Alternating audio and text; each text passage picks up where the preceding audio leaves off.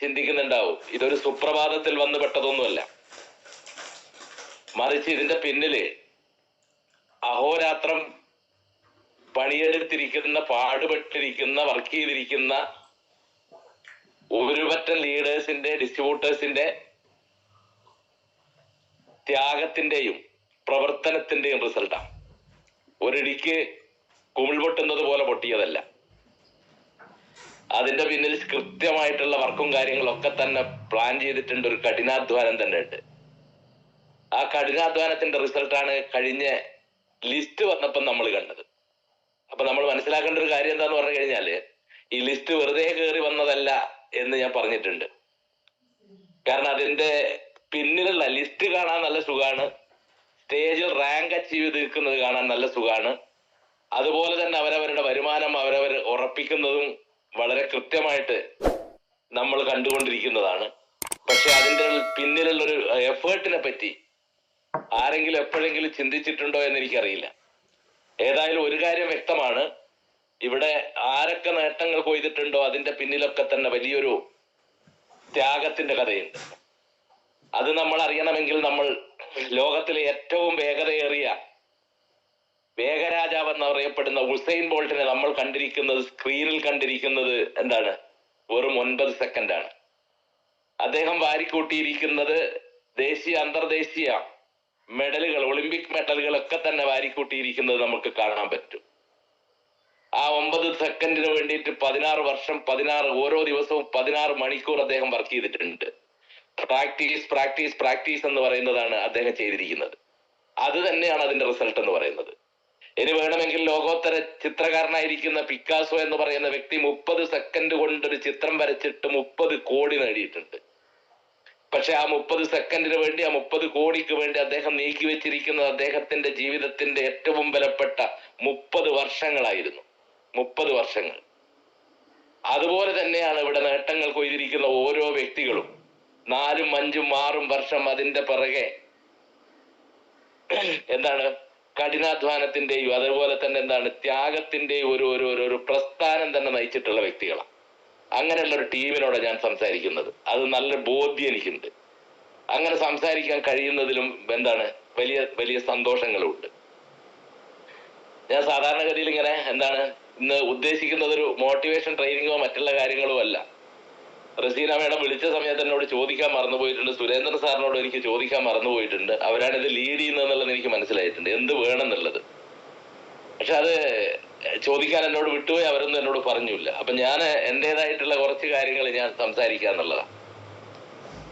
ഈ ബിസിനസ്സിൽ എല്ലാവരും വന്നിരിക്കുന്നത് വരുമാനം ഉണ്ടാക്കുക എന്ന് പറയുന്ന ഏറ്റവും വലിയ പ്രധാനപ്പെട്ട ഒരു കാര്യമാണ്. ദാരിദ്ര്യത്തെ അകറ്റി നിർത്തി സമ്പത്തിനെ ഉയർത്തിയെടുക്കുക എന്നുള്ളതും സുഖസന്തോഷമായിട്ടുള്ള ഒരു ജീവിതം നയിക്കുക എന്നുള്ളത് തന്നെയാണ് എല്ലാവരുടെയും.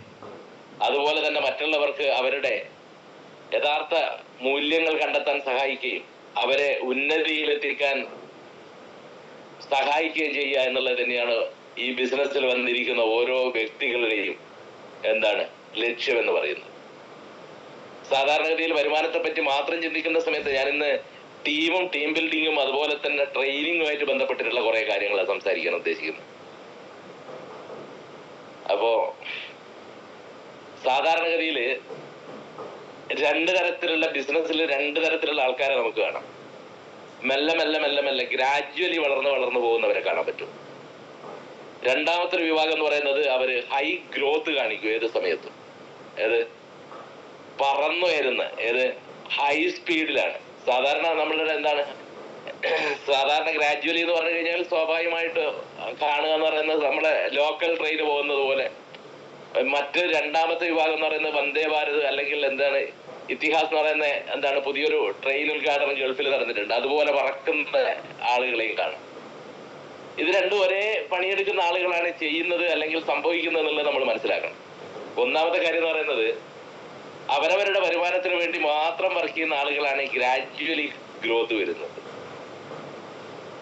ഈ ഹൈ സ്പീഡിൽ ഗ്രോത്ത് കാണിക്കുന്ന ആരാന്ന് ചോദിച്ചു കഴിഞ്ഞാൽ മറ്റുള്ളവർക്ക് വേണ്ടി പണിയെടുക്കുന്ന, മറ്റുള്ളവർക്ക് വരുമാനം ഉണ്ടാക്കി കൊടുക്കാൻ വേണ്ടിയിട്ട് അഹോരാത്രം പാടുവരുന്ന ആളുകളാണ് ഹൈ ഗ്രോത്തിലേക്ക് പോകുന്നത്. അപ്പൊ സ്വാഭാവികമായിട്ടും ഒരു ടീമിനെ ഡെവലപ്പ് ചെയ്യുക എന്നുള്ളത് തന്നെയാണ് ഈ ബിസിനസിന്റെ ഏറ്റവും പ്രധാനപ്പെട്ടത്. എല്ലാവർക്കും അറിയാം. ഒരു ടീമിനെ എല്ലാവരും ആഗ്രഹിക്കുന്നതാണ്. എല്ലാ ആളുകളും ആഗ്രഹിക്കുന്ന ഒരു കാര്യം എന്ന് പറയുന്നത് ഒരു നല്ലൊരു ടീമിനെ ബിൽഡ് ചെയ്യാന്നുള്ളതാണ്. കാര്യമല്ല പറയുന്നത്. തുടക്കത്തിൽ വരുന്ന ആളുകളെ സംബന്ധിച്ചിടത്തോളം അവരുടെ മനസ്സിലുള്ള ഒറ്റ കാര്യം എന്ന് പറയുന്നത് അവരുടെ എന്താണ് റീറ്റെയിൽ എന്ന് പറയുന്ന ഒരു സംഭവത്തിന് റീറ്റെയിൽ എന്ന് പറയുന്ന സംഭവം. ആ റീറ്റെയിൽ മാത്രം വിശ്വസിക്കുക. അതുപോലെ തന്നെ പിന്നീട് അവരെ സംസാരിച്ചിട്ടാണ് ഗസ്റ്റിനെ വിളിക്കണം, മറ്റുള്ള കാര്യങ്ങളൊക്കെ ചെയ്യണം എന്നുള്ള രൂപത്തിലേക്ക് വരുന്നത്. അപ്പൊ സ്വാഭാവികമായിട്ടും അവരുടെ മനസ്സിൽ നമ്മൾ തുടങ്ങിയ സമയത്ത് എങ്ങനെയാണോ അത് തന്നെയാണ് അവരും ചെയ്തു തുടങ്ങുന്നുള്ള വിശ്വാസം ലീഡേഴ്സിന് എപ്പോഴും ഉണ്ടാവണം. അല്ലാതെ നമ്മൾ വലിയ എന്താണ് ടീം ബിൽഡിങ്ങിലും മറ്റുള്ള ട്രെയിനിങ്ങും കാര്യങ്ങളെല്ലാം അറ്റൻഡ് ചെയ്ത് നല്ല നിലവാരത്തിലെത്തുകയും അതേ നിലവാരത്തിൽ ഒരു തുടക്കക്കാരിയെ കാണണം എന്ന് ചിന്തിക്കുന്നത് തെറ്റാണ്. അത് നെഗറ്റീവ് ഇമ്പാക്ട് ഉണ്ടാകും. അപ്പൊ അവരോടൊത്ത് താഴെ തട്ടിലുള്ള അവരുടെ ചിന്താഗതിക്കൊത്ത് സഞ്ചരിക്കാനും അവരോടൊപ്പം വളരാനും അവരോടൊപ്പം പങ്കുവയ്ക്കാനും കാര്യങ്ങളൊക്കെ തന്നെ ലളിതമാക്കാനും നമുക്ക് കഴിയണം. അത് ഇപ്പൊ എനിക്ക് പറയുന്നത് പറഞ്ഞാൽ CTC എന്ന് പറയുന്ന റാങ്കിൽ ഞാൻ നിൽക്കുന്നത് കൊണ്ട് തന്നെ പിന്നെ ആ CTC വരെയുള്ള കാര്യം ഞാൻ പറഞ്ഞിരിക്കുന്നത്. CTC വരെയുള്ള ലീഡേഴ്സ് ഒക്കെ ചെയ്യേണ്ട കാര്യങ്ങൾ ആ രൂപത്തിലേക്കാണ് അത് ചെയ്യേണ്ടത്. അപ്പൊ നമ്മളുടെ മനസ്സിൽ എന്താന്ന് പറഞ്ഞു കഴിഞ്ഞാൽ ഇത് റീറ്റെയിൽ കഴിഞ്ഞു, റീറ്റെയിലിൽ നിന്ന് ഗസ്റ്റിനെ വിളിച്ചു മെല്ലെ എന്താണ് അവരറിയാതെ പുതിയൊരു ടീം ഡെവലപ്പ് ആവും. പിന്നീട് അവരുടെ മനസ്സിലേക്ക് കയറി വരുന്ന ഒരു സാധനമാണ് ഏതെങ്കിലും ട്രെയിനിങ്ങും കാര്യങ്ങളെല്ലാം അറ്റൻഡ് ചെയ്യുമ്പോൾ സമയത്ത് കയറി വരുന്ന ഒരു കാര്യമാണ് ഒരു ടീമിനെ നല്ലതായിട്ടുള്ള ഒരു ടീമിനെ ബിൽഡ് ചെയ്യണം. എല്ലാവരുടെയും ആഗ്രഹം അതാണ്. വരുമാനത്തിനെ പറ്റി മാത്രം ചിന്തിക്കുന്നതിനപ്പുറത്തേക്ക് ഒരു ടീമിനെ ബിൽഡ് ചെയ്യുക എന്ന് പറയുന്ന ഒരു സങ്കല്പത്തിലേക്ക് വരും. പിന്നീടാണ് നമ്മൾ ആ ടീമിനെ ട്രെയിൻ ചെയ്തെടുക്കുക എന്ന് പറയുന്ന ഏറ്റവും പ്രധാനപ്പെട്ട ഒരു കാര്യം. മൂന്നാമത്തെ കാര്യം എന്താന്ന് പറഞ്ഞു കഴിഞ്ഞാൽ അവർ ട്രെയിൻ ചെയ്തെടുത്തു കഴിഞ്ഞാൽ പിന്നീട് നമ്മൾ ചെയ്യേണ്ട കാര്യം എന്താന്ന് പറഞ്ഞു കഴിഞ്ഞാൽ ആ ടീമിനെ മെയിൻറ്റെയിൻ ചെയ്യുക എന്നുള്ള ഈ 3 കാര്യങ്ങൾ നമ്മൾ കൃത്യമായിട്ട് ചെയ്തു കഴിഞ്ഞാൽ നമ്മൾ അറിയാതെ ഓട്ടോമാറ്റിക്കലി നടക്കുന്ന ഒരു സാധനമാണ് ലീഡേഴ്സ് ബിൽഡിംഗ് എന്ന് പറയുന്നത്. അപ്പൊ സ്വാഭാവികമായിട്ട് ലീഡേഴ്സ് ബിൽഡിംഗ് എന്ന് പറയുന്നത് വളരെ പ്രധാനപ്പെട്ട ഒരു കാര്യമാണ്. ഇത് നന്നായിട്ട് എന്ത് ചെയ്യണം, നന്നായിട്ട് മെനക്കെട്ട് കഴിഞ്ഞാലും നന്നായിട്ട് കാര്യങ്ങൾ പഠിച്ചാലും നടക്കുന്ന ഒരു പ്രോസസ്സാണ് ഞാൻ ഈ പറഞ്ഞിരിക്കുന്നത്. ഇതിനു വേണ്ടിയാണ് എല്ലാം നമ്മൾ ചെയ്യുന്നത്. അപ്പൊ ഞാൻ ഇന്ന് ഏറ്റവും കൂടുതൽ സംസാരിക്കാൻ പോകുന്ന ഒരു കാര്യം എന്താന്ന് പറഞ്ഞു കഴിഞ്ഞാൽ ഏറ്റവും കൂടുതൽ സംസാരിക്കുന്നത് നമ്മൾ എന്തുകൊണ്ട് എങ്ങനെ ട്രെയിനിങ് അറ്റൻഡ് ചെയ്യണം എന്നുള്ളത്. സാധാരണഗതിയിൽ എല്ലാവരും ലീഡേഴ്സ് എല്ലാം അനുഭവിക്കുന്ന ഏറ്റവും വലിയ പ്രശ്നം എന്താന്ന് പറഞ്ഞാൽ അവരവരുടെ ടീമിനെ ട്രെയിൻ ചെയ്തെടുക്കുക എന്ന് പറയുന്ന അല്ലെങ്കിൽ അവരെ ട്രെയിനിങ്ങിന് എത്തിക്കുക എന്ന് പറയുന്നത് ഏറ്റവും പ്രധാനപ്പെട്ട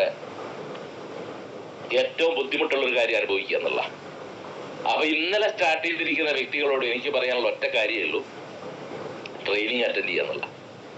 അതിന് യാതൊരു വിട്ടുവീഴ്ച അക്കാര്യത്തിൽ ഉണ്ടാവരുത്. അപ്പൊ നിങ്ങൾ ചോദിക്കുക അതെന്തിനാണ്? ഞാൻ കഴിഞ്ഞ മാസം ഒരു FSS അറ്റൻഡ് ചെയ്തില്ലേ, അല്ലെങ്കിൽ 6 മാസം ഒരു FSS അറ്റൻഡ് ചെയ്തില്ലേ, അല്ലെങ്കിൽ ഞാനൊരു RTPക്ക് ഞാൻ പങ്കെടുത്തില്ലേ, ഇനി എന്തിനാണ് ഞാൻ ആ പ്രോഗ്രാമിന് പങ്കെടുക്കുന്നത്? ആ പറഞ്ഞത് തന്നെയല്ലേ വീണ്ടും പറയുന്നത്? അതെന്തിനാ അങ്ങനെ ചെയ്യുന്നത് എന്ന് സ്വാഭാവികമായിട്ടും നമ്മൾ ചിന്തിച്ചുകൊണ്ടേയിരിക്കും തുടക്കക്കാരെ സംബന്ധിച്ചിടത്തോളം. പിന്നീടാണ് ട്രെയിനിങ്ങിന്റെ പ്രാധാന്യം മെല്ലെ മനസ്സിലാകുക. ഒരു RTP അറ്റൻഡ് ചെയ്തുകൊണ്ടോ 100 RTP അറ്റൻഡ് ചെയ്തുകൊണ്ടോ 1000 RTP അറ്റൻഡ് ചെയ്തുകൊണ്ടോ നമ്മളുടെ ബിസിനസ്സിൽ എന്താണ് പൂർണ്ണതയിലേക്ക് എത്തുന്നില്ല. അത് പൂർണ്ണതയിലേക്ക് എത്തണമെങ്കിൽ നിരന്തരമായിട്ട് നമ്മൾ പ്രോഗ്രാം കേട്ടുകൊണ്ടേയിരിക്കണം. അതാണ് നമ്മൾ ആദ്യത്തെ പണി. കേട്ടുകൊണ്ടേയിരിക്കണം. പിന്നീട് നമ്മളത് ചെയ്തുകൊണ്ടേയിരിക്കണം. ലോകപ്രശസ്തനായിട്ടുള്ള ബ്രൂസ് ലീ എന്ന് പറയുന്ന വ്യക്തി ലോകം കണ്ടതിൽ ഏറ്റവും വലിയ ഫൈറ്ററാണ്. ആ ഫൈറ്റർ ഒരിക്കൽ പറയുകയുണ്ടായി, അദ്ദേഹം പറഞ്ഞിരിക്കുന്നത് എന്താന്ന് പറഞ്ഞു കഴിഞ്ഞാൽ 10,000 കിക്കുകൾ അറിയുന്ന ഒരു വ്യക്തിയെ എനിക്ക് ഭയമില്ല, പക്ഷെ ഒരു കിക്ക് 10,000 പ്രാവശ്യം എടുക്കുന്ന ഒരാളെ എനിക്ക് ഭയമാണ്. ഞാൻ അയാളെ പേടിച്ചുകൊണ്ടേയിരിക്കണം. അത് തന്നെയാണ് ഈ ബിസിനസ്സിൽ. നിങ്ങൾ നിരന്തരമായി കേട്ടുകൊണ്ടിരിക്കുന്ന കാര്യങ്ങൾ നിരന്തരമായി വീണ്ടും കേട്ടുകൊണ്ടേയിരിക്കണം. അപ്പൊ നമ്മൾ സാധാരണഗതിയിൽ ചൊവ്വാഴ്ച കോഴിക്കോട് GTS നടക്കും. GTS നടക്കുമ്പോൾ സ്വാഭാവികമായിട്ടും ഞാൻ അതിന് പങ്കെടുക്കണം? കഴിഞ്ഞ ആഴ്ച ഞാനത് ചെയ്തിട്ടുണ്ട്, കേട്ടിട്ടുണ്ട്. അത് തന്നെയല്ലേ വീണ്ടും. അപ്പൊ എന്റെ ഒരു മുമ്പത്തെ ഒരു ലീഡർ ഉണ്ടായിരുന്നു. ആ ലീഡർ പറഞ്ഞ എന്താന്ന് പറഞ്ഞു കഴിഞ്ഞാൽ സ്വാഭാവികമായിട്ടും നിങ്ങൾ GTSന് നിരന്തരമായി പങ്കെടുത്തിട്ട് എപ്പോഴാണോ ഇത് കേട്ട് കേട്ട് കേട്ട് കേട്ട് കേട്ട് നമുക്ക് ഭ്രാന്ത് വരുന്നത്, ആ സമയത്ത് വേണമെങ്കിൽ നമുക്ക് നിർത്താമെന്ന് GTS കേൾക്കുന്നത്. പക്ഷെ എനിക്ക് പറയാനുള്ള ഒരു കാരണവശാലും നമുക്കത് നിർത്താൻ പറ്റില്ല. GTS നമുക്ക് നിർത്താൻ പറ്റില്ല. ഒരു സംശയവും നിങ്ങൾ വിചാരിക്കണം. ഡിസ്ട്രിബ്യൂട്ടേഴ്സ് മീറ്റിൽ നമുക്ക് പങ്കെടുക്കാതിരിക്കാൻ പറ്റില്ല. FSSൽ നമ്മൾ പങ്കെടുക്കാതിരിക്കാൻ പറ്റില്ല. RTPയിൽ നമുക്ക് പങ്കെടുക്കാതിരിക്കാൻ പറ്റില്ല. LTPയിൽ നമുക്ക് പങ്കെടുക്കാൻ പറ്റില്ല. എല്ലാം എത്രത്തോളം നമുക്ക് പങ്കെടുക്കാൻ പറ്റുന്നുവോ അത്രയും നമ്മളത് പങ്കെടുത്തിരിക്കണം. കാരണം എന്തുകൊണ്ടാണെന്നറിയോ? ആദ്യമായിട്ട് FSS കേൾക്കുന്ന സമയത്തും GTS കേൾക്കുന്ന സമയത്തും സ്വാഭാവികമായിട്ടും എന്താണ്, അത് എടുക്കാൻ ഒരുപാട് പേരുണ്ട്, അവരത് എടുത്തോളും, നമ്മളെ ബാധിക്കുന്ന വിഷയമല്ല എന്നുള്ളതാണ് നിങ്ങളുടെ ചിന്തയെങ്കിൽ അത് തെറ്റാണ്. എന്നെ സംബന്ധിച്ചിടത്തോളം എന്താണ്, സ്വാഭാവികമായിട്ടും ഇതൊക്കെ ആരൊക്കെ എടുത്തു കൊണ്ടുപോകും, ആരൊക്കെ ചെയ്തിരിക്കും, ആരൊക്കെ എന്തെങ്കിലും ചെയ്തിരിക്കും, നമ്മളത് പോയി ഇരുന്നാൽ മതി, അല്ലെങ്കിൽ അവിടെ നമ്മളുടെ കൂടെയുള്ളവരെ കൊണ്ടിരുത്തിയാൽ മതി എന്നാണ് ആദ്യത്തെ എന്റെ ചിന്ത. പിന്നീട് ചിന്തയും കാര്യങ്ങളൊക്കെ തന്നെ മാറി എന്ന് പറഞ്ഞു കഴിഞ്ഞാൽ ഈ പറയുന്ന കാര്യങ്ങളൊക്കെ തന്നെ നമ്മൾ ചെയ്യേണ്ടതാണെന്നുള്ള ചിന്ത നിങ്ങളുടെ മനസ്സിലേക്ക് എപ്പോഴാണോ വരുന്നത്, നിങ്ങളൊരൊറ്റ GTSോ FSSോ ഡിസ്ട്രിബ്യൂട്ടേഴ്സ് മീറ്റോ RTPയോ LTPയോ ഒരു കാരണവശാലും ഒഴിവാക്കില്ല. ഇത് പൂർണ്ണമായി ചെയ്യുന്നവരെ സംബന്ധിച്ചിടത്തോളം ഈ ബിസിനസ് അവരുടേതാണ്. അത് നിരന്തരമായി ചെയ്തുകൊണ്ടിരിക്കണം, നിരന്തരമായിട്ട്. അത് സ്വാഭാവികമായിട്ടും ആദ്യം എന്താണ്, ആടിനെ തോട് കടത്തുക എന്ന് പറയുന്ന ഒരു ചൊല്ല് നാട്ടിലുണ്ട്. അത് ഈ ബിസിനസ്സിൽ ഏറ്റവും പ്രധാനപ്പെട്ടതാണ്. കാരണം പുതുതായിട്ട് വന്നിരിക്കുന്ന ഒരു വ്യക്തിയെ സംബന്ധിച്ചിടത്തോളം ഈ ബിസിനസ്സിൽ പലതരത്തിലുള്ള സംശയങ്ങളും കാര്യങ്ങളും മറ്റുള്ള കാര്യങ്ങളും ഒക്കെ തന്നെ എന്താണ് നമുക്ക് കാണാൻ പറ്റും. ഈ ബിസിനസ്സിൽ ഇന്നത്തെ കാര്യങ്ങൾ, പുതിയ ഐഡിയകൾ കൊണ്ടുവരുന്നവര്, പുതിയ പുതിയ കാര്യങ്ങൾ കണ്ടെത്തുന്നവർ എല്ലാവരും ഉണ്ടാവും. അവരൊക്കെ തന്നെ ഒരുപാട് തെറ്റുകളും കാര്യങ്ങളും ഒക്കെ തന്നെ ആദ്യം ചെയ്തുകൊണ്ടേയിരിക്കും. അത് ചെയ്തുകൊണ്ടേയിരുന്ന സമയത്ത് പിന്നീട് എന്ത് സംഭവിക്കും എന്ന് ചോദിച്ചു കഴിഞ്ഞാൽ അത് അവര് ശരിയായ പാതയിലേക്ക് കടന്നു വരുന്നുള്ള കാര്യത്തിൽ ഒരു സംശയമില്ല. അങ്ങനെ പാതയിലേക്ക് കടന്നു വരണമെങ്കിൽ ഞാൻ പറഞ്ഞിരിക്കുന്ന ഈ ട്രെയിനിങ് കടമ്പകളൊക്കെ തന്നെ നടക്കുന്ന സമയത്തും അതിൻ്റെ അകത്ത് പങ്കെടുക്കുന്ന സമയത്തുമാണ് സ്വാഭാവികമായിട്ടും ഇങ്ങനെ സംഭവിച്ചുകൊണ്ടിരിക്കുന്നത്. അപ്പൊ തീർച്ചയായിട്ടും എന്ത് ചെയ്യണം എന്ന് പറഞ്ഞു കഴിഞ്ഞാൽ നമ്മൾ നിരന്തരമായി അറ്റൻഡ് ചെയ്യുക. അതാണ് നമ്മുടെ ആദ്യത്തെ പണി. നമ്മൾ നിരന്തരമായിട്ട് ചെയ്യുന്ന കാര്യങ്ങൾ എന്താണോ അത് നമുക്ക് മറ്റുള്ളവരോട് സംസാരിക്കാനും അവരെ അത് ചെയ്യിപ്പിക്കാനും പറ്റും. കാരണം ഇതിൻ്റെ അകത്ത് ഏറ്റവും വലിയ പ്രത്യേകത എന്താണെന്നറിയോ? ഈ ബിസിനസ്സിൽ നമ്മൾ പറയുന്ന ഒരു കാര്യവും നമ്മുടെ കൂടെ വന്നവർ ചെയ്യില്ല. നമ്മൾ ചെയ്യുന്ന കാര്യങ്ങൾ മാത്രമേ നമ്മുടെ കൂടെ വന്നവർ ചെയ്യൂ. അതിൽ ഒരു സംശയവും കാര്യത്തിലില്ല. അപ്പൊ സ്വാഭാവികമായിട്ടും അവരോടൊത്ത് സഞ്ചരിച്ച് എല്ലാ കാര്യങ്ങളിലും അവരുടെ പേഴ്സണൽ കാര്യങ്ങളിൽ അമിതമായി ഇടപെടണമെന്ന് ഞാൻ പറയില്ല. എന്തായാലും അവരുടെ പ്രശ്നങ്ങളിലേക്ക്, അവരുടെ സങ്കടങ്ങളിലേക്കല്ലോ അതെല്ലാം ഒന്ന് കേൾക്കാനോ അതിനൊക്കെ ഒരു സൊല്യൂഷൻ കൊടുക്കാനോ അവരെ നന്നായിട്ട് കൂടെ നിർത്താനും അവരെ സ്നേഹിക്കാനും എന്തൊക്കെ കാര്യങ്ങൾ നമ്മൾ ചെയ്തു കഴിഞ്ഞാൽ മാത്രമേ അവർ നമ്മുടെ കൂടെ നിൽക്കൂ. അല്ലാണ്ട് ബിസിനസിന്റെ വലിപ്പോ വരുമാനത്തിന്റെ വലിപ്പോ ഒന്നും കണ്ട് ആരും തുടക്കത്തിൽ നമ്മുടെ കൂടെ നിൽക്കില്ല. അവരോട് നമ്മളുടെ സ്വഭാവം എന്താണോ, നമ്മുടെ പെരുമാറ്റം എന്താണോ അതനുസരിച്ചിട്ട് മാത്രമേ അവർ നമ്മുടെ കൂടെ നിൽക്കൂ. അതിലൊരു സംശയമില്ല. ആ ഭാഗത്തേക്കാണ് നമ്മൾ വരുന്നത്. എന്താന്ന് പറഞ്ഞു കഴിഞ്ഞാൽ സ്വാഭാവികമായിട്ടും ഞാൻ പറഞ്ഞിട്ടുണ്ട്, ഒരു ടീമിനെ ബിൽഡ് ചെയ്യുക എന്നുള്ളതാണ്. ടീമിനെ ബിൽഡ് ചെയ്യാൻ നമ്മൾ ഏറ്റവും കൂടുതൽ ഉപയോഗിക്കുന്നത് എന്താന്ന് ചോദിച്ചു കഴിഞ്ഞാൽ GTS ആണ്. അതിലേറ്റവും പ്രധാനപ്പെട്ട 1, 2, 3 കാര്യങ്ങളിലൂടെയാണ് നമ്മൾ ടീം ബിൽഡ് ചെയ്തെടുക്കുന്നത്. ആ ടീം ബിൽഡ് ചെയ്യുക എന്ന് പറയുന്നത് അതിൽ ഏറ്റവും പ്രധാനപ്പെട്ട ഒരു സാധനമാണ് ഹോം മീറ്റിംഗ് എന്ന് പറയുന്നത്. ഹോം മീറ്റിംഗിൽ സ്വാഭാവികമായിട്ടും ഏറ്റവും പ്രധാനപ്പെട്ടതും ഏറ്റവും നല്ല റിസൾട്ട് കിട്ടുന്നതും ഇന്ന് അന്യം നിന്ന് പോയിരിക്കുന്ന ഒരു സാധനമാണ് ഹോം മീറ്റിംഗ് എന്ന് പറയുന്നത്. അപ്പൊ സ്വാഭാവികമായിട്ടും അതിന് ഏറ്റവും കൂടുതൽ പ്രാധാന്യം കൊടുക്കുക. അത് FSS നടക്കുന്ന സമയത്ത് വളരെ കൃത്യമായിട്ട് പറയുന്നുണ്ട്. ഹോം മീറ്റിംഗിന്റെ പ്രത്യേകത എന്താ? അത് പറയാതെ പോകുന്നത് ശരിയല്ല. കാരണം ഇന്ന് കാണുന്ന MI ലൈഫ് എന്ന് പറയുന്ന കമ്പനിയിലെ ഇന്ന് കാണുന്ന ഡിസ്ട്രിബ്യൂട്ടേഴ്സും ഇന്ന് കെട്ടിപ്പടുത്തിരിക്കുന്ന ആ പ്രസ്ഥാനത്തിലെ നേട്ടങ്ങൾ ഉണ്ടാക്കിയിരിക്കുന്ന വ്യക്തികളൊക്കെ തന്നെ ചെയ്തിരിക്കുന്ന ഒരേ ഒരു കാര്യം എന്ന് പറയുന്നത് എന്താന്ന് പറഞ്ഞു കഴിഞ്ഞാൽ അത് ഹോം മീറ്റിംഗാണ്. ഹോം മീറ്റിങ്ങിനെ മാറ്റി നിർത്തിക്കൊണ്ട് ഒരു കാരണവശാലും ഈ ബിസിനസ്സിന് മുന്നോട്ട് കൊണ്ടുപോകാൻ പറ്റില്ല. അതിന് കാരണം എന്താന്ന് പറഞ്ഞു കഴിഞ്ഞാൽ ഏറ്റവും പ്രധാനപ്പെട്ട കാരണം എന്ന് പറയുന്നത് ഈ ബിസിനസ് ആരൊക്കെ സക്സസ് ആക്കിയിട്ടുണ്ടോ ആ സക്സസ് ആക്കിയവരുടെ ചരിത്രം നിങ്ങളൊന്ന് പരിശോധിക്കണം. അതിന്റെ പിറകിലേക്ക് നിങ്ങളൊന്ന് സഞ്ചരിക്കണം. അങ്ങനെ നിങ്ങൾ പിറകിലേക്ക് സഞ്ചരിക്കുന്നുണ്ടെങ്കിൽ അവരുടെ കൂടെയാണോ അവരുടെ ഫാമിലി നിന്നിരിക്കുന്നത്, ആ ഫാമിലി കട്ട സപ്പോർട്ട് കൊടുത്തിരിക്കുന്ന ആളുകൾ മാത്രമേ ഈ ബിസിനസ്സിൽ സക്സസ് ആയിട്ടുള്ളൂ. അതിലൊരു സംശയമില്ല.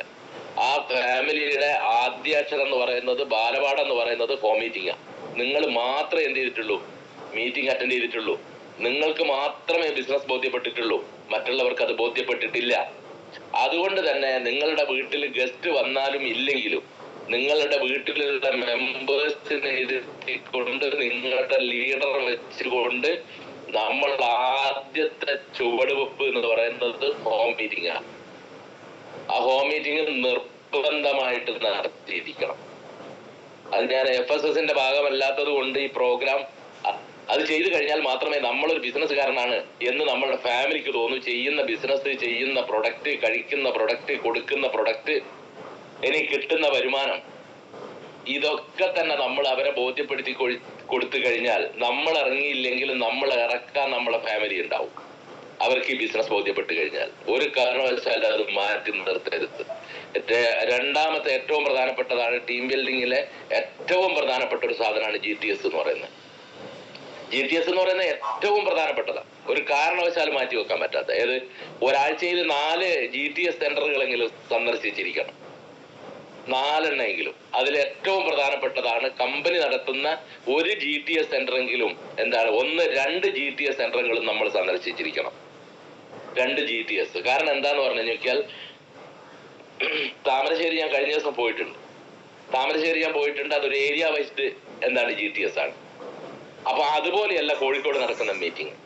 ആ കോഴിക്കോട് നടക്കുന്ന മീറ്റിംഗിൽ പുതിയൊരു ഗസ്റ്റിനേക്കാൾ കൂടുതൽ നമ്മൾ അവിടെ ഗസ്റ്റിനെ എത്തിക്കണ്ടെന്നല്ല ഞാൻ പറഞ്ഞതിന്റെ പ്രാധാന്യം. ഗസ്റ്റിനേക്കാൾ കൂടുതൽ നമ്മൾ ടീമിൽ എത്തിച്ചു കഴിഞ്ഞാൽ ആ ടീമിൽ ഒരു ബിലീഫ് ഉണ്ടാക്കുക എന്നുള്ളതാണ്. ആ ബിലീഫാണ് പിന്നീട് ബിസിനസ്സായി മാറുന്നത്. അതുകൊണ്ട് തന്നെ ആൾക്കൂട്ടങ്ങളുടെ ഇടയിൽ നമുക്ക് നമ്മളറിയാത്ത ഒരു ഉപബോധ മനസ്സിലേക്ക് ബിസിനസിന്റെ ഒരു ബിലീഫ് കടന്നുകൂടും. ആ ബിലീഫ് നാളുകളിൽ വലിയ ഒരു അപാരമായ ഒരു വളർച്ച ഉണ്ടാവും. ഒരു സംശയ കാര്യത്തിലില്ല. അപ്പൊ ഒന്നാമത്തെ ഹോം മീറ്റിംഗ് ആണെങ്കിൽ, രണ്ടാമത്തെ കാര്യമാണ് GTS സെന്ററുകൾ ഉപയോഗിക്കുക. GTS സെന്ററുകൾ ഉപയോഗിച്ചുകൊണ്ട് ഈ ടീമിനെ ബിൽഡ് ചെയ്യുക എന്നുള്ളതാണ് ഏറ്റവും പ്രധാനപ്പെട്ട കാര്യം. മൂന്നാമത്തത് ആണ് 1-to-1 എന്ന് പറയുന്ന കാര്യം. അതായത് ഹോം മീറ്റിംഗിൽ പങ്കെടുക്കാത്ത, GTSന് വിളിച്ചിട്ട് കിട്ടാത്ത മൂന്നാമത്തെ ഒരു വിഭാഗമുണ്ട്. ആ മൂന്നാമത്തെ വിഭാഗത്തിന് സാധാരണഗതിയിൽ ലീഡേഴ്സ് പറയുന്ന ഒരു ഏറ്റവും പ്രധാനപ്പെട്ട സാധനമാണ് ഒടുക്കത്തെ കൊടുക്കുക എന്നതിന് പറയാം. ഈ ഹോം മീറ്റിംഗിന് വിളിച്ചിട്ട് വന്നില്ല, GTSന് വിളിച്ചിട്ട് വരുന്നില്ലെങ്കിൽ അദ്ദേഹത്തിന്റെ വീട്ടിൽ പോയിട്ട് നേരിട്ട് കാര്യങ്ങൾ പറഞ്ഞ് മനസ്സിലാക്കുക എന്നുള്ളതാണ് 1-to-1 എന്ന് പറയുന്നത്. ഈ 3 കാര്യങ്ങളിലൂടെയാണ് ആളുകൾ നമ്മളുടെ ടീമിലേക്ക് എത്തുന്നത്, നമ്മോടൊപ്പം ബിസിനസ് സ്റ്റാർട്ട് ചെയ്യുന്നത്. അതിലൊരു സംശയമില്ല. പിന്നെ ഏറ്റവും പ്രധാനപ്പെട്ട 4ാമത്തെ കാര്യം എന്ന് പറയുന്നത്, ആളുകളെ എടുത്തു കഴിഞ്ഞാൽ, അതിപ്പം താമരശ്ശേരി മീറ്റിംഗിൽ എത്തിക്കഴിഞ്ഞാൽ അറിയാം, അല്ലെങ്കിൽ ഉമർ സാറിന്റെ മറ്റുള്ള എല്ലാ വീഡിയോസും കാര്യങ്ങളെല്ലാം കണ്ടാൽ അറിയാം. എനിക്ക് തോന്നുന്നതെന്ന് പറഞ്ഞു കഴിഞ്ഞാൽ 99% ആ ടീമിലേക്ക് ആളുകൾ എത്തിയിരിക്കുന്നത് പ്രൊഡക്റ്റിന്റെ റിസൾട്ട് കൊണ്ടാണ്. അപ്പൊ അതിന് ഏറ്റവും പ്രധാനപ്പെട്ട ഒരു സാധനം എന്താന്ന് പറഞ്ഞു കഴിഞ്ഞാല് നമ്മൾ എന്ത് കാര്യങ്ങൾ ചെയ്തു കഴിഞ്ഞാലും അത് ബൂമറാങ് പോലെ തിരിച്ചടിക്കും. അതായത് നമ്മളിലേക്ക് തന്നെ കടന്നു വരും. അത് പോസിറ്റീവായി എടുത്താൽ മതി. സാധാരണ എന്ന് വെച്ചാൽ നമ്മൾ എന്തോ തെറ്റുകളും കുറ്റങ്ങളും ചെയ്തു കഴിഞ്ഞാൽ അത് നമ്മളിലേക്ക് തന്നെ തിരിച്ചടിക്കുന്നുള്ളതാണ് സ്വാഭാവികമായിട്ടും സാധാരണഗതിയിൽ പറയാറ്. പക്ഷെ നമ്മളുടെ ഇവിടെ റീറ്റെയിലിംഗ് നിരന്തരമായിട്ട് നമ്മൾ ചെയ്യുന്നതെങ്കിൽ അത് നിരന്തരമായിട്ട് ചെയ്യുന്ന സമയത്ത് അതിന്റെ റിസൾട്ട് ബിസിനസ് എന്നുള്ള രൂപത്തിൽ നമ്മളിലേക്ക് തന്നെ തിരിച്ചടിക്കും. അങ്ങനെയാണ് ഏകദേശവും നല്ല ഒരു ടീം ഡെവലപ്മെന്റ് ഇപ്പം നടന്നുകൊണ്ടിരിക്കുന്നത്. പ്രൊഡക്റ്റിലുള്ള വിശ്വാസത്താലെയാണ് ആളുകൾ വന്നുകൊണ്ടിരിക്കുന്നത്. അപ്പൊ ഈ 4 കാര്യങ്ങൾ നമുക്ക് ഒഴിവാക്കാൻ പറ്റില്ല. അതായത് ഹോം മീറ്റിംഗ് ഒഴിവാക്കാൻ പറ്റില്ല, GTS ഒഴിവാക്കാൻ പറ്റില്ല, 1-to-1 ഒഴിവാക്കാൻ പറ്റില്ല, റീറ്റെയിലിംഗ് ഏറ്റവും പരമപ്രധാനമായിട്ടുള്ളൊരു സാധനമാണ്, അതും ഒഴിവാക്കാൻ പറ്റില്ല. കാരണം നമുക്ക് താൽക്കാലിക വരുമാനവും കാര്യങ്ങളൊക്കെ തന്നെ ആ കാര്യങ്ങൾ ചെയ്യും. ഇത് കൃത്യമായിട്ട് ഈ കാര്യങ്ങൾ ചെയ്തു കഴിഞ്ഞാൽ ഒരു സംശയവും നമുക്ക് വേണ്ട. ലീഡേഴ്സിന്റെ സപ്പോർട്ടോട് കൂടി നമുക്ക് നല്ലൊരു ടീമിനെ ഡെവലപ്പ് ചെയ്തെടുക്കാം. ആ ടീമിനെ ഡെവലപ്പ് ചെയ്തെടുക്കുന്ന സമയത്ത് ഏറ്റവും വലിയ ആശങ്കയിലേക്ക് ആളുകൾ കടന്നുകൂടുന്നുള്ളതാണ്. കാരണം നമ്മളെ കൂടെ 5-10 ടീം വരുന്ന സമയത്ത് ഇതെന്ത് ചെയ്യണം എന്നുള്ളത് വളരെ ആശങ്കപ്പെടുന്ന ആളുകൾ ഉണ്ടാവുന്നല്ല, എല്ലാവർക്കും ഒരു ആശങ്കയാണ്. 10 പേരെന്റെ കൂടെ ഉണ്ടല്ലോ, അവരെ ഞാൻ എന്താ ചെയ്യേണ്ടതെന്നുള്ളത്. ആ സമയത്താണ് ലീഡേഴ്സിന്റെ ഏറ്റവും വലിയ പ്രാധാന്യം നമ്മൾ മനസ്സിലാക്കുന്നത്. കാരണം അപ്ലൈ ലീഡേഴ്സിന്റെ വാല്യൂ നമുക്ക് തിരിച്ചറിയുന്നത്, അപ്ലൈ ലീഡേഴ്സിന്റെ സഹായം നമുക്ക് വേണ്ടത്.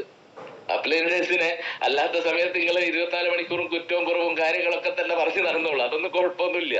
അത് പിന്നീട് തിരിച്ചറിയുന്ന ഒരു സമയം വരും. അത് കാരണം നമ്മുടെ ലീഡറായി മാറുമ്പോൾ നമുക്ക് താഴെ അത് കിട്ടുമ്പോൾ നമുക്കത് മനസ്സിലാവും. അത് നേരത്തെ മനസ്സിലാക്കി കഴിഞ്ഞാൽ അവരവരുടെ ടീമിന് അത് നല്ലതാണ്. അത്രേ എനിക്ക് ആ കാര്യത്തിൽ പറയാനുള്ളൂ. അപ്പൊ സ്വാഭാവികമായിട്ടും എന്ത് ചെയ്യണം, ഇവരെ നമ്മൾ എന്താണ് ഒന്ന് പാകപ്പെടുത്തിയെടുക്കണ്ടേ. ഇവരെന്ത് ചെയ്യണമെന്ന് ലീഡർ ഈ കൊണ്ടുവന്ന ആളുകൾക്കും അറിയില്ല, വന്നിരിക്കുന്ന ആളുകൾക്കും എന്തറിയില്ല. ആ സമയത്താണ് അവിടത്തേക്ക് ഒരു ലീഡറുടെ പ്രാധാന്യം വരുന്നത്.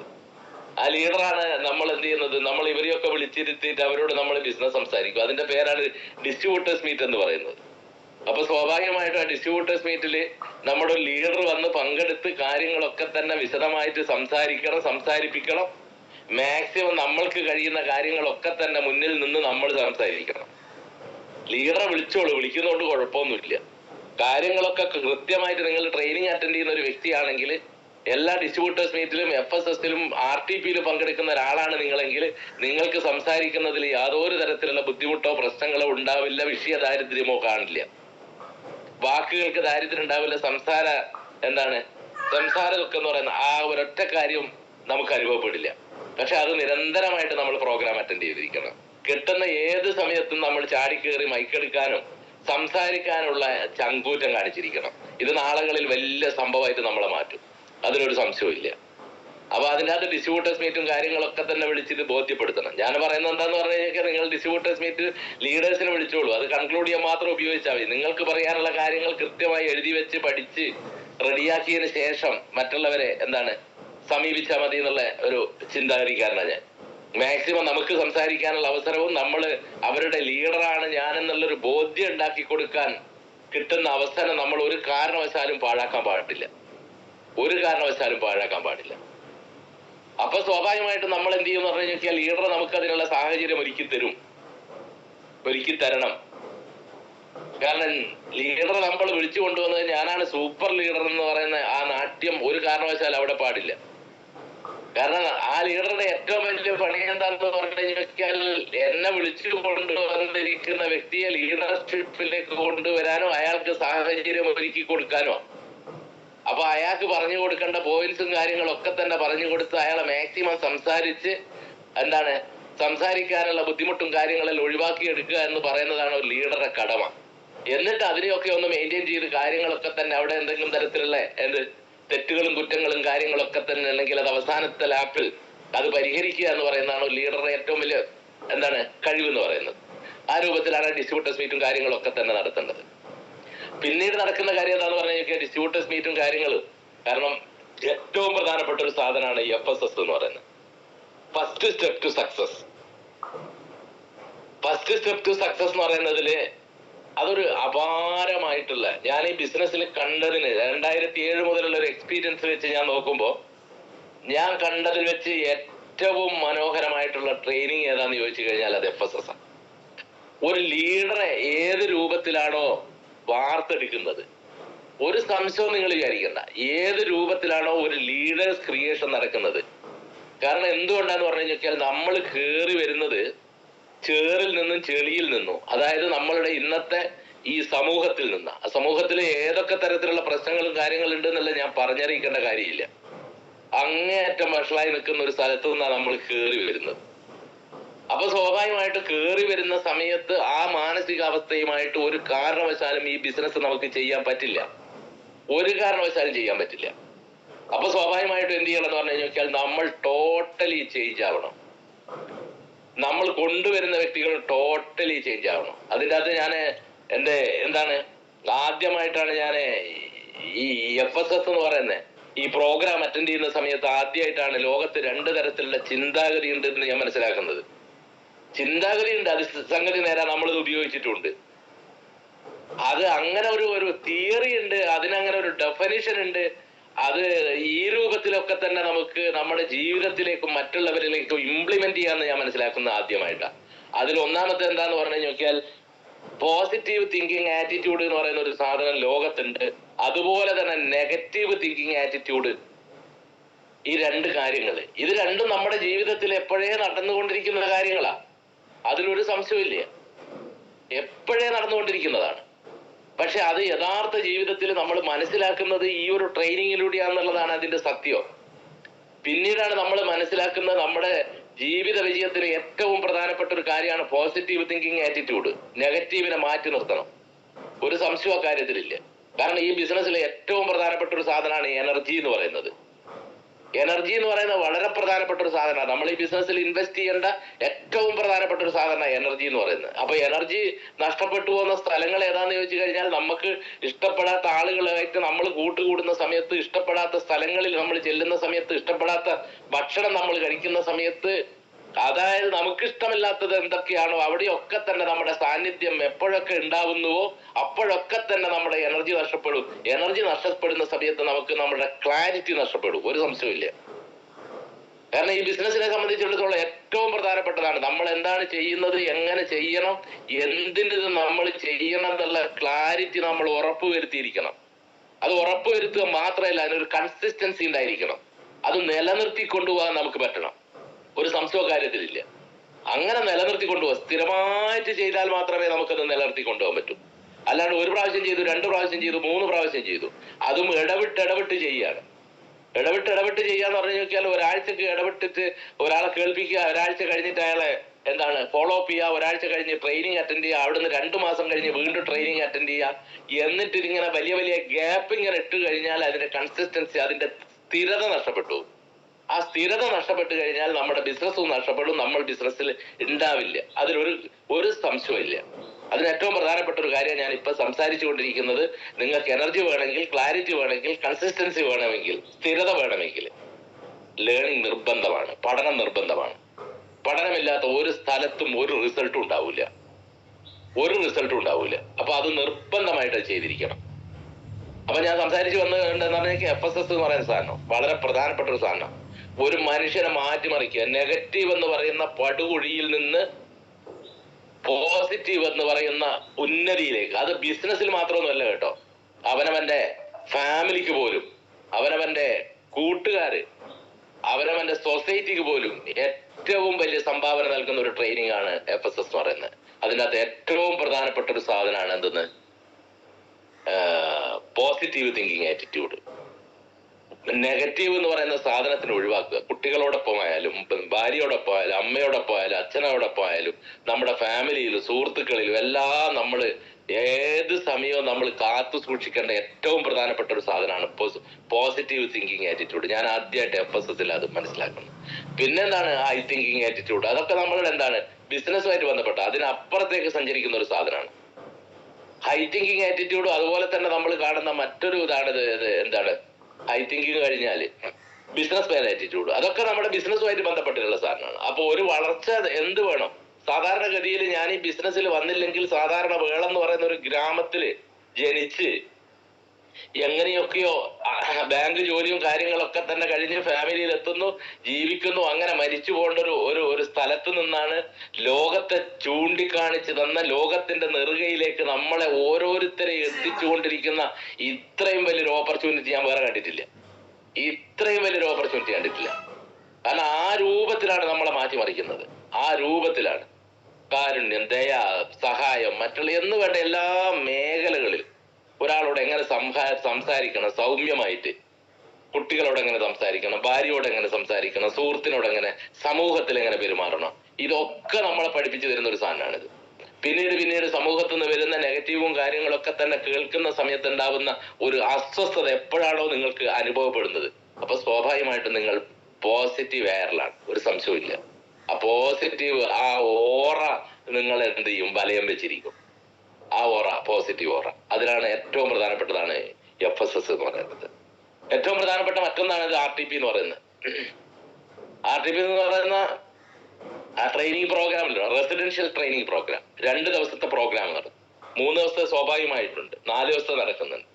ഇതൊക്കെ തന്നെ ഞാൻ ഏറ്റവും ദൂരത്ത് പങ്കെടുത്തത് 3 ദിവസത്തെ ട്രെയിനിങ് ആണ്. മൂന്നാറിലെ മറയൂരിലെ ചന്ദനക്കാടുകളില്, അവിടെയാണ് 3 ദിവസം. സുരേന്ദ്രേട്ടൻ ഉണ്ടെന്നാണ് ഞാൻ മനസ്സിലാക്കുന്നത്. ഇതിന്റെ കൂട്ടത്തിലുള്ള ആരൊക്കെ ഉണ്ടെന്ന് എനിക്കറിയില്ല. സുരേന്ദ്രേട്ടൻ എന്തായാലും ഉണ്ടാവും. 3 ദിവസത്തെ അതൊക്കെ നമ്മുടെ ലൈഫ് മാറ്റിമറിച്ചൊരു സാധനം ഉണ്ട്. എല്ലാം പൊറുക്കാനും എല്ലാം സഹിക്കാനും, എല്ലാം പൊറുത്തും സഹിച്ചും നമ്മുടെ ശത്രുക്കളോട് എന്താണ് കണ്ണിൽ നോക്കി സംസാരിക്കാനും ചിരിച്ചുകൊണ്ട് സംസാരിക്കാനും ചിരിച്ചു നിൽക്കാനും എന്ത് പ്രശ്നങ്ങളുണ്ടെങ്കിലും സ്വാഭാവികമായിട്ടും അതിനെയൊക്കെ ചിരിച്ച് നേരിടാനുള്ള ഒരു പരുവത്തിലേക്ക് കൊണ്ടുവരുന്ന സാധനമാട്ടോ ഈ RTP എന്ന് പറയുന്നത്. നമ്മളെ കണ്ടെത്തുന്ന ഒരു സാധനമാണ്. നമ്മളിലുള്ള കഴിവുകളെ നമ്മൾ കണ്ടെത്തുകയാണ്. ലീഡേഴ്സ് ചൂണ്ടിക്കാണിച്ചു തരും, അതിലൊരു സംശയമില്ല. നിനക്കത് പറ്റും, നിനക്ക് GTS എടുക്കാൻ പറ്റും, നിനക്ക് FSS എടുക്കാൻ പറ്റും, നിനക്ക് ഡിസ്ട്രിബ്യൂട്ടേഴ്സ് മീറ്റ് എടുക്കാൻ പറ്റും, നിനക്ക് എന്താണ് സ്വാഭാവികമായിട്ടും എന്താണ് 1-to-1 പറയാൻ പറ്റും, നിനക്ക് സെയിൽസ് ക്ലോസ് ചെയ്യാൻ പറ്റും. എല്ലാ കാര്യങ്ങളും നമുക്ക് എന്താണോ പറ്റുന്നത് അത് മുഴുവൻ ചൂണ്ടിക്കാണിച്ച് അവര് തരും. നിനക്കത് പറ്റും പറ്റും പറ്റും പറ്റും നിരന്തരമായിട്ട് നമ്മളോട് പറഞ്ഞുകൊണ്ടിരിക്കും. ആ പറ്റും എന്ന് പറയുന്ന സമയത്ത് ഒരു കാരണവശാലും നിങ്ങൾ ലീഡറാ എന്ത് ചെയ്യരുത്, തള്ളിപ്പറയരുത്. കാരണം നിങ്ങൾക്ക് പറ്റുന്ന കാര്യങ്ങൾ, നമുക്ക് പറ്റുന്ന കാര്യങ്ങൾ നമ്മളെക്കാൾ കൂടുതൽ അറിയുന്നത് മറ്റുള്ളവർക്കാണ്. കഴിവും കാര്യമൊക്കെ നമുക്കുണ്ടാവും, ഇല്ലെന്ന് പറയുന്നില്ല. പക്ഷെ അത് തട്ടി ഉണർത്തി കൊണ്ടുവരുന്ന കാര്യത്തിൽ ലീഡേഴ്സിന് വലിയ പങ്കുണ്ട്. അവർ പറയുന്നതിനെ ഒരു കാരണവശാലും തള്ളിക്കളയരുത്. അതിന്റെ ഏറ്റവും പ്രധാനപ്പെട്ട ഒരു സാധനമാണ് നമ്മളിൽ നമ്മളെ കണ്ടെത്തുന്നത്. സുമാർ അഴീക്കോടും അതുപോലെ തന്നെ ഏറ്റവും കൂടുതൽ അതിനെ ചർച്ച ചെയ്തിരിക്കുന്നത് എന്താണ്, ശ്രീനാരായണ ഗുരുവൊക്കെയാണ്. നമ്മളിൽ നമ്മളെ കണ്ടെത്തുന്ന, ആ നമ്മളിൽ നമ്മളെ കണ്ടെത്തുന്ന ഏറ്റവും പ്രാധാന്യമുള്ള 2 പ്രോഗ്രാമുകളാണ്. ഒന്ന് RTP, ഒന്ന് LTP. RTP എന്ന് പറയുന്നത് റെസിഡൻഷ്യൽ ട്രെയിനിങ് പ്രോഗ്രാം, LTP എന്ന് പറയുന്നത് ലീഡേഴ്സ് ട്രെയിനിങ് പ്രോഗ്രാം. ഇതൊക്കെ നമ്മള് 1-2 അറ്റൻഡ് ചെയ്യുന്ന സമയത്തൊന്നും നമുക്ക് ഒന്നും സംഭവിക്കില്ല കേട്ടോ. ഒരു സാധാരണ മനുഷ്യൻ പോലെ, സാധാരണ ദിവസം പോലെ, സാധാരണ പകൽ പോലെ, രാത്രി പോലെ കടന്നു പോകും, ഒന്നും സംഭവിക്കില്ല. പക്ഷെ അത് നിങ്ങളൊരു 5-10 ട്രെയിനിങ്. അപ്പൊ നിങ്ങൾ ചോദിക്കൂ 2500 കൊടുക്കണ്ടേ, 3000 കൊടുക്കണ്ടേ, 5000 കൊടുക്കണ്ടേ എന്നുള്ളത്. അപ്പൊ എനിക്ക് നിങ്ങളോട് ഒരൊറ്റ കാര്യം പറയാനുള്ളൂ. നിങ്ങൾ ജീവിതത്തിൽ ഇന്നേ വരെ അനുഭവിച്ചിട്ടില്ലാത്ത, എത്ര ലക്ഷങ്ങളും കോടികളും കൊടുത്താൽ കിട്ടാത്ത സാധനമാണ് നിങ്ങൾക്ക് കിട്ടുന്നത്, എനിക്ക് കിട്ടുന്നത് എന്നുള്ള ബോധ്യം നമുക്ക് ഉണ്ടാവണം. അതിനറിയണമെങ്കിൽ ഇന്ന് ഏറ്റവും കൂടുതൽ എന്താണ്, വലിയൊരു ട്രെയിനറാണ് PP വിജയൻ എന്ന് പറയുന്നത്. PP വിജയൻ എന്ന് പറയുന്ന ട്രെയിനർ 2 ദിവസത്തെ ട്രെയിനിങ് ഉണ്ട്. 2 ദിവസത്തെ ട്രെയിനിങ്ങിന് നമ്മൾ രാവിലെ 9:30 മണിക്ക് അവിടെ ചെല്ലണം. 5 മണി വരെ 6 മണി വരെ ട്രെയിനിങ് ഉണ്ടാവും. അത് കഴിച്ച് നമ്മൾ തിരിച്ചു പോരണം. പിറ്റേ ദിവസവും നമ്മൾ രാവിലെ അവിടെ ചെല്ലണം. ഭക്ഷണമോ കാര്യങ്ങളോ ഒന്നും ഉണ്ടാവില്ല. 5 മണി വരെ 6 മണി വരെ നമ്മൾ അവിടെ ചെലവഴിച്ച് മറ്റുള്ള ആ ട്രെയിനിങ് അറ്റൻഡ് ചെയ്ത് നമ്മൾ തിരിച്ചു പോരണം. അതിന്റെ ഫീസ് എത്രയാണെന്നറിയോ നിങ്ങൾ? 15,000 രൂപയാണ്. ആ 15,000 രൂപ എന്ന് പറയുന്നത് ഞാനതിനെ വിലയിട്ടതല്ല, ഞാൻ അയാളൊരു വിലയിട്ടത് കൊണ്ട് വിലയിട്ടതാണ്.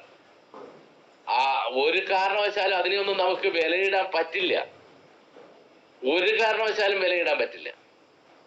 ഇവിടെ നമ്മൾ 2300, 2500 എന്നെല്ലാം പറയുന്നവർ ഇങ്ങനെ ഞെട്ടിപ്പോവാണ്. എന്താ ഇത് സംഭവം എന്ന് വിചാരിച്ചിട്ട്. കോർപ്പറേറ്റ് ട്രെയിനിങ്ങിനെ പറ്റി നമ്മൾ അറിയാത്തതുകൊണ്ടാണ്. കോർപ്പറേറ്റ് ട്രെയിനിങ് വിദേശ രാജ്യങ്ങളിലൊക്കെ വെച്ച് നടത്തുന്ന എന്താണ്, യുക്രൈൻ പിന്നെ എഴുതിയ കക്ഷിയുടെ പേരെന്തായിരുന്നു, മറന്നുപോയി.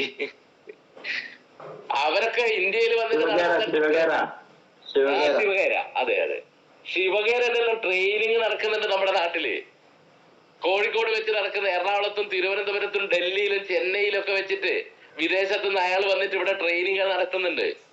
അതിനെല്ലാം ലക്ഷങ്ങൾ കൊടുത്തുകൊണ്ട് ആൾക്കാര് ട്രെയിനിങ്ങിലേക്ക് ഇടിച്ചു കയറുന്നത്. അത് 1-2 ദിവസം മാത്രമേ ആ ട്രെയിനിങ്ങിന്റെ ഡേറ്റ് അവർ പ്രഖ്യാപിക്കൂ. ആ ട്രെയിനിങ് പ്രഖ്യാപിച്ച് മണിക്കൂറുകളിൽ ഉള്ളിൽ അത് ക്ലോസ് ചെയ്യപ്പെടും. അത് വെറുതെ നടക്കുന്നതല്ല. ഇവിടെ അതിനേക്കാളും വലിയ സംഭവം നമുക്ക് കിട്ടുന്നത്. RTP, LTP എന്നൊക്കെ പറയുന്നത്. ഓരോ ടീമും ഓരോ പേരും കാര്യങ്ങൾ ആറെന്നെല്ലാം പറഞ്ഞിട്ട് ഓരോരോ കാര്യങ്ങൾ ഇട്ടിട്ട് തന്നെ വിളിക്കുന്നുണ്ട്, കാര്യങ്ങൾ ചെയ്യുന്നുണ്ട്. ഇതൊന്നും ഇല്ലാതെ നമുക്ക് പറ്റില്ലെന്നേ. ഇത് നമ്മളായി മാറണ്ടേ, നമ്മളൊരു ശുദ്ധ മനുഷ്യനായി മാറണ്ടേ. നമുക്ക് നല്ലൊരു ലൈഫില്ലേ, അതിലേക്ക് നമ്മൾ മാറണ്ടേ. തീർച്ചയായിട്ടും നമ്മൾ മാറണം. അങ്ങനെ മാറണമെങ്കിൽ ഇത് ഇല്ലാതെ മുന്നോട്ട് കൊണ്ടുപോകാൻ പറ്റില്ലേ. കാരണം ആളുകളിൽ 2 തരത്തിലുള്ള എന്താണ് മൈൻഡ് സെറ്റ് ഉണ്ട്. ഒന്ന് ഗ്രോത്ത് മൈൻഡ് സെറ്റ് ആണ്, ഒന്ന് മെയിൻ്റനൻസ് മൈൻഡ് സെറ്റ് എന്ന് പറയുന്ന ഒരു സാധനമാണ്. ഇത് രണ്ടും എന്താണ്, എല്ലാവരിലുള്ള ഒരു സാധനമാണ് മെയിൻ്റനൻസ് മൈൻഡ് സെറ്റ്. അതായത് ഒരു ജോബ് മൈൻഡ് സെറ്റ് എല്ലാവരിലും ഉണ്ട്. ഞാൻ എപ്പോഴും പറയാറുണ്ട്, ഗ്രോത്ത് മൈൻഡ് സെറ്റ് ഉള്ള കക്ഷിനെ കണ്ടാൽ പെട്ടെന്ന് നമുക്ക് തിരിച്ചറിയാൻ പറ്റും. അവര് നടക്കുന്ന സമയത്ത് എന്താന്ന് വെച്ചാൽ തലയെ ഉയർത്തിപ്പിടിച്ച് മുന്നോട്ട് ആ ഒടുക്കത്തെ കോൺഫിഡന്റോട് കൂടി അവർ സംസാരിക്കുക. അവരുടെ വാക്കുകളിലൊക്കെ തന്നെ ഒടുക്കത്തെ കോൺഫിഡന്റ് ആയിരിക്കും. അവരെപ്പോഴും ഗ്രോത്തിനെ പറ്റി സംസാരിച്ചുകൊണ്ടിരിക്കും, വളർച്ചയെ പറ്റി സംസാരിച്ചുകൊണ്ടിരിക്കും, നാളുകളിൽ ഉണ്ടാകുന്ന മാറ്റത്തെ കുറിച്ച്, അടുത്ത വർഷത്തെ എന്താണ് ടേൺ ഓവറിനെ കുറിച്ച്, അടുത്ത വർഷം ഉണ്ടാകുന്ന വരുമാനത്തെ കുറിച്ച്, അടുത്ത വർഷം എന്താണ് സാധാരണഗതിയിലുള്ള ഒരു ബിസിനസ്സുകാരനാണ് അടുത്ത വർഷങ്ങളിൽ പിന്നെ സ്റ്റാർട്ട് ചെയ്യേണ്ട ഫ്രാഞ്ചൈസികളെ കുറിച്ച് സംസാരിച്ചുകൊണ്ടിരിക്കും നിരന്തരമായിട്ട്. അതായത് മെയിൻ്റെനൻസ് എന്ന് പറയുന്ന ഒരു സാധനമുണ്ട്. അതിൻ്റെ അകത്ത് എന്താന്ന് പറഞ്ഞു കഴിഞ്ഞാൽ ഒരു ജോബ് മൈൻഡ് സെറ്റ് ഉള്ള കക്ഷികളായിരിക്കും. ഓരെന്താ കാര്യം എന്ന് പറഞ്ഞു കഴിഞ്ഞാൽ അവരുമായിട്ട് നിങ്ങളൊന്ന് സംസാരിക്കുക. നിങ്ങളുടെ ഈ പറഞ്ഞ തരത്തിലുള്ള സാധനം ഉണ്ടാവും. അവരുമായിട്ട് നിങ്ങൾ സംസാരിച്ചു കഴിഞ്ഞാൽ 10 മിനിറ്റിൽ 100 കുറ്റം പറഞ്ഞു തരും. നമുക്ക് കമ്പനിയെ പറ്റിയുള്ള കുറ്റം ഉണ്ടാവും, പ്രൊഡക്റ്റിനെ പറ്റിയുള്ള കുറ്റം ഉണ്ടാവും, കൂടെ വന്നവന്റെ കുറ്റം ഉണ്ടാവും, അപ്ലൈ ലീഡറുടെ കുറ്റം ഉണ്ടാവും, സകലമാന കുറ്റങ്ങളും ഒരു 10 മിനിറ്റിൽ 100 കുറ്റങ്ങൾ മൂപ്പര് പറഞ്ഞു തരും എല്ലാവരെ പറ്റിയും. അവരെപ്പോഴും എന്താന്ന് പറഞ്ഞാൽ താഴോട്ട് നോക്കിയേ നടക്കും. താഴോട്ട് നോക്കി നടക്കുന്നത് കൊണ്ട് തന്നെ അയാൾ എന്തിനാണ് നടക്കുന്നതെന്ന് അവരോട് ചോദിച്ചു കഴിഞ്ഞാൽ അവർ പറയും താഴെയല്ലേ ചളി കിടക്കുന്നത്, മുള്ളു കിടക്കുന്നത്, കല്ല് കിടക്കുന്നത്. ഇവൻ നിരന്തരമായി ചളിയും മുള്ളും കാര്യങ്ങളൊക്കെ തന്നെ എന്താണ് കണ്ടുകൊണ്ടിങ്ങനെ നടക്കും. അതുകൊണ്ട് തന്നെയാണ് അവർ ഗ്രോത്ത് ഇല്ലാത്തത്. ഈ ഗ്രോത്ത് മൈൻഡ് സെറ്റുള്ള ആളുകളുടെ ബിസിനസ്സിലും അവരുടെ ടീമിലും, ഇപ്പൊ നിങ്ങളുടെ ഗ്രോത്ത് മൈൻഡ് സെറ്റുള്ള ഒരു ലീഡറുടെ ടീമില് ഈ പ്രശ്നങ്ങളൊക്കെ ഉണ്ടാവും. പ്രശ്നങ്ങളില്ലാത്തൊന്നുമില്ല. പക്ഷെ അതിലൊന്നും ഒരു കാര്യമായ ഫോക്കസ് ഒന്നും കൊടുത്തില്ല. ഗ്രോത്തിന് മാത്രം ഫോക്കസ് കൊടുക്കുന്നതുകൊണ്ട് സ്വാഭാവികമായിട്ടും എല്ലാവരും അതിന്റെ പിറകെ നടന്നു പോകും. അപ്പൊ എനിക്ക് ഇത്രയാ പറയാനുള്ളത്. നമ്മുടെ ലൈഫ് മാറ്റിമറിക്കുന്ന ഒരു സാധനമാണ്. ലൈഫ് മാറ്റിമറിക്കുന്നതാണ് ഈ പ്രോഗ്രാമുകൾ. ആ പ്രോഗ്രാം തുടക്കത്തിൽ നമ്മൾ നമുക്ക് വേണ്ടി അറ്റൻഡ് ചെയ്യുന്നു, പിന്നീട് നമ്മളത് ബിസിനസ്സിന് വേണ്ടി നമ്മളത് പഠനം നടത്തുന്നു, പിന്നീട് നമ്മൾ മറ്റുള്ളവർക്ക് വേണ്ടി അത് പാനം ചെയ്യുന്നു. നമ്മൾ പഠിച്ച് മറ്റുള്ളവർക്ക് വേണ്ടി അത് പറഞ്ഞു കൊടുക്കുന്നു. ഈ രൂപത്തിലേക്ക് നമ്മൾ മാറണം. നിങ്ങൾക്ക് FSS അറ്റൻഡ് ചെയ്യുന്ന നിങ്ങൾ നിർത്തിക്കോളൂ. നിങ്ങൾ എപ്പോഴാണോ FSS എടുത്തു തുടങ്ങുന്നത് അന്ന് മുതൽ നിർത്തിക്കോ, കുഴപ്പമൊന്നുമില്ല. പക്ഷെ നിർത്താൻ നിങ്ങൾക്ക് പറ്റില്ല. കാരണം എന്താണെന്നറിയോ?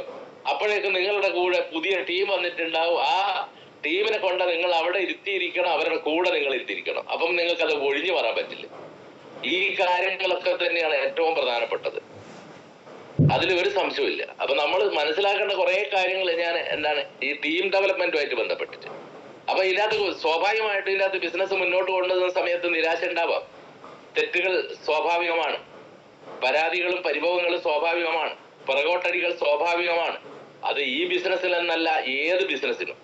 പിന്നെ നമ്മൾ അറിയുന്ന ബിസിനസ് ഇതായതുകൊണ്ട് ഇതിന് മാത്രമേ ഇങ്ങനെ ഉള്ളൂ ചിന്തിക്കരുത്. ഇത് മാത്രമേ ഉള്ളൂ ഞാൻ ചിന്തിക്കരുത്.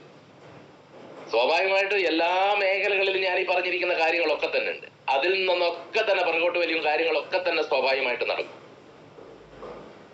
അത് ഇതിലുണ്ടാവും.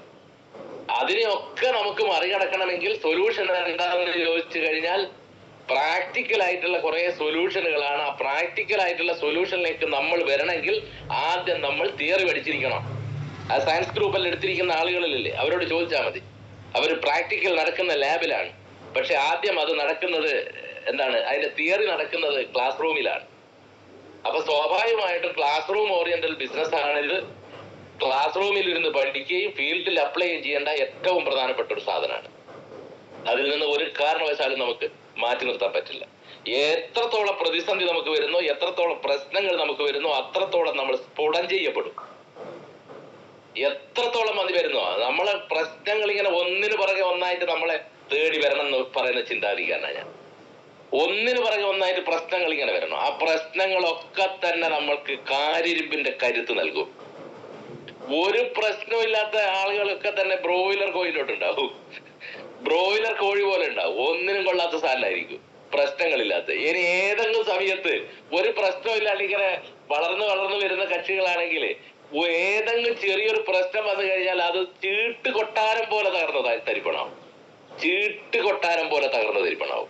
അതുകൊണ്ട് പ്രശ്നങ്ങൾ ഒന്നിനു പുറകെ ഒന്നായിട്ട് വരണം എന്ന് പറയാം. എന്നാലേ നടക്കൂ.